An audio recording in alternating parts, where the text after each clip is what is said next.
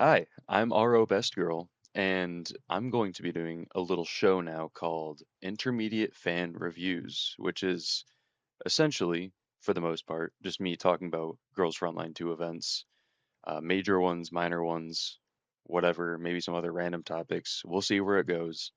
But I just wanted a place where I could kind of vocalize some of my thoughts on things because Instagram captions are a little bit too short, especially with some of the later content that's a little bit more beefy, a little bit more as if Corpusant isn't going to be insane. Um, but today we have Sakura's event, which is called Advanced Miss Courier, and yeah, I just want to talk about it a little, give my thoughts on it. It's kind of an interesting one to start off on, considering that Corpusant is next, and Corpusant is the type of event, as I understand, that I really got into Girls Frontline for, which is to say that I mostly care about the main story. A lot of the side events I've kind of skipped over. A lot of the characters that I don't really care for, particularly, even the ones that are slightly more relevant. That one only really being Lewis's event. And I guess, from what I understand, Niketa's, from my inside sources, they tell me it is kind of important, or at least adds a bit more context. So for this one, Sakura's event, I went in with relatively low expectations. I didn't really know what to expect 100%. I heard it was kind of like a slice of life story, just something simple.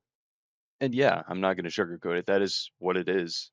It's just about Sakura and Truckson, her companion talking truck, driving around delivering packages. I mean, kind of. That's the general gist of it, but a lot of it is about Sakura trying to find the commander, as all the dolls always are, because the commander's the most important guy ever, which I mean, in lore, yeah, he kind of is.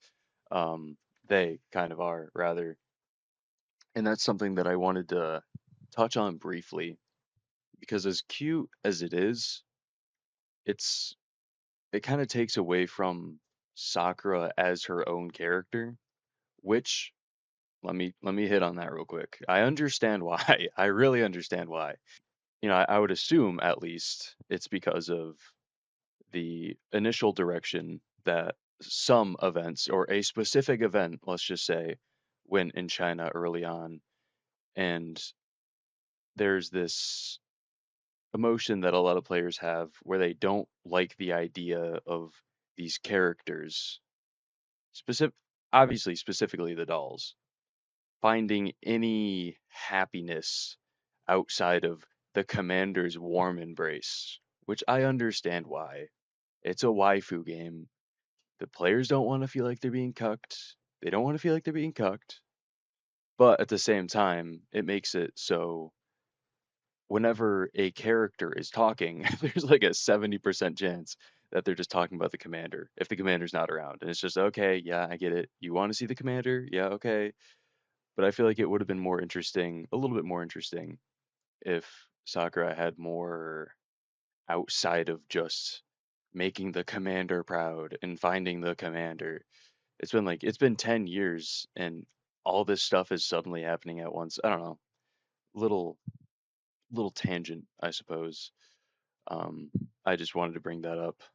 But it's about Sakura trying to find the commander and trying to be employed, find a purpose outside of Griffin, which I guess kind of alleviates a little bit of my complaints, even if it is still in the pursuit of finding the commander.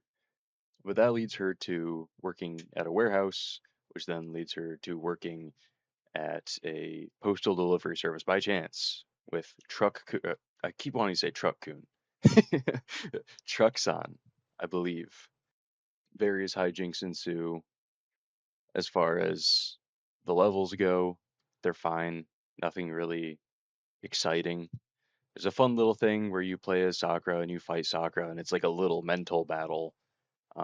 I thought it was interesting. I've really liked how they've been doing it for a while, but how Mika likes to, at the beginning of a level, kind of have the character models walk around and the camera does all sorts of things, and they use the refitting room animations in sometimes pretty clever ways.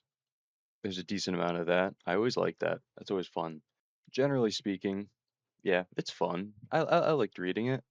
I think if you want a simple slice of life side story with a talking truck and career competitions and hijinks, I think it's worth it.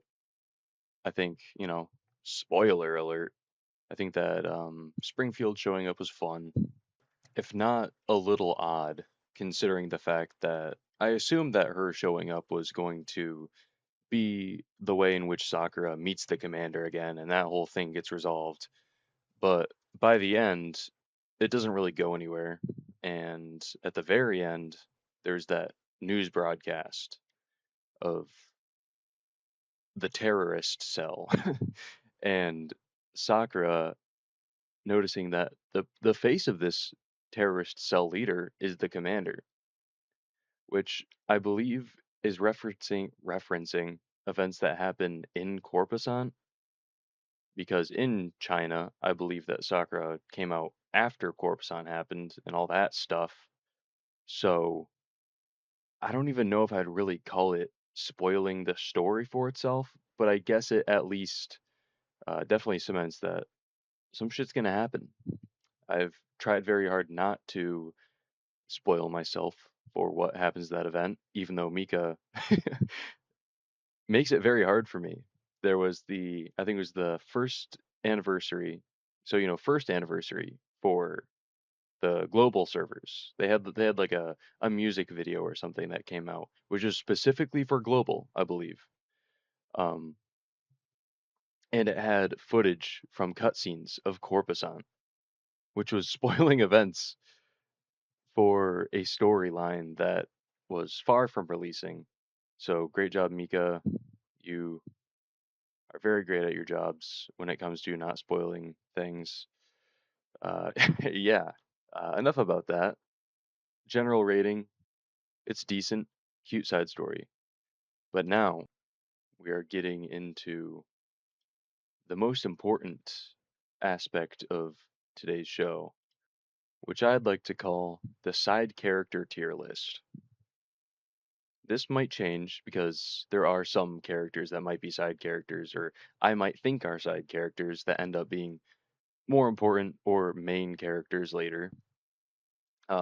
Generally speaking, this was intended to kind of just be for the random side characters that they have in minor events, the ones that show up once and are important for that event, then never again.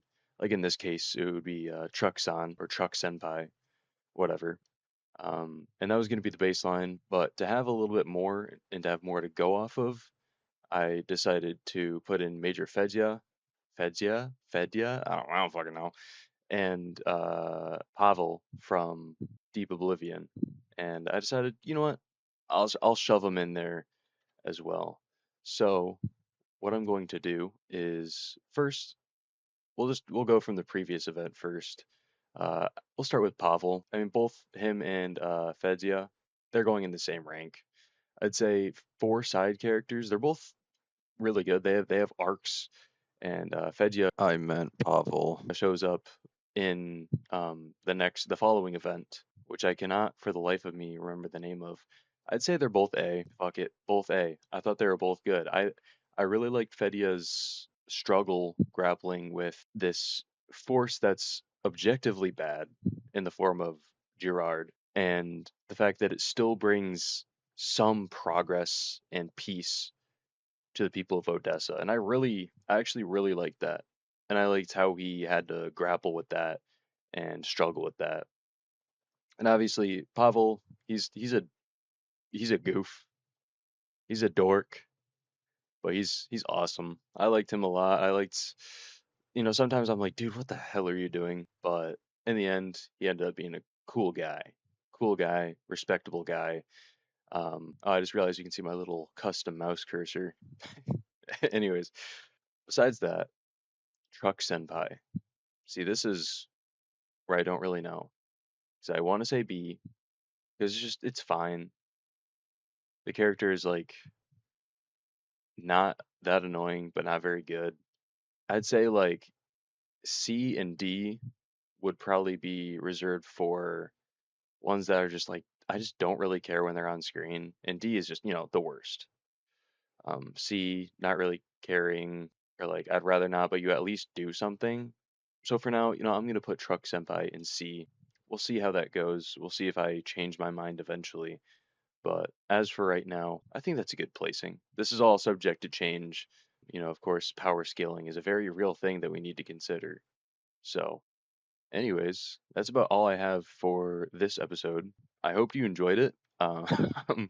This is a very new thing for me, just kind of rambling, which I do a lot in my car anyways. That was actually the inspiration for this, was me talking to myself in my car about certain things in the game that get me going, get me a little riled up and upset sometimes. But yeah, thank you for listening to my ramblings.